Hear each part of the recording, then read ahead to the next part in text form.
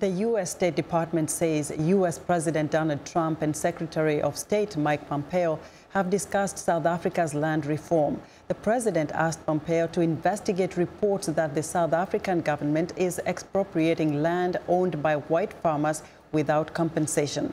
VOA's Ladza Hoke reports Pretoria has quickly reacted to Trump's tweet, citing, quote, large-scale killing of farmers. The South African land reforms are intended to address the historical injustices from the colonial times when black farmers were not allowed to own or rent farms. More than 70% of agricultural land remains in the hands of white farmers. The post-apartheid government has promised to rectify these injustices with a series of measures, including land redistribution and expropriation of farms without compensation.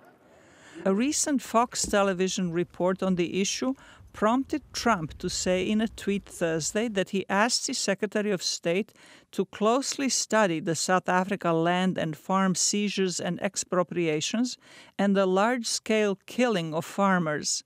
South African officials and political leaders were quick to respond. There is no white genocide here. It's an absolute rubbish to say there is white genocide. There is black genocide in the USA. Some have accused Trump of trying to stir racial conflict in South Africa.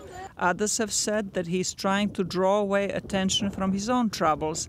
But some South Africans welcomed Trump's tweet. We know now what the catastrophic course is that our government is taking, so we need the international community to send out a warning to say it is not in the interest of the country, it's not in the interest of the country's economy.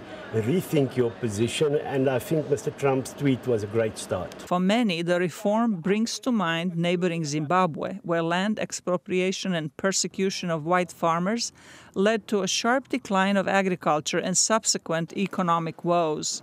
Pressed on the issue at a news media briefing Thursday, the State Department spokesperson said the situation in South Africa cannot be compared to Zimbabwe. It may be easy for some to try to draw a comparison, but there are very big differences.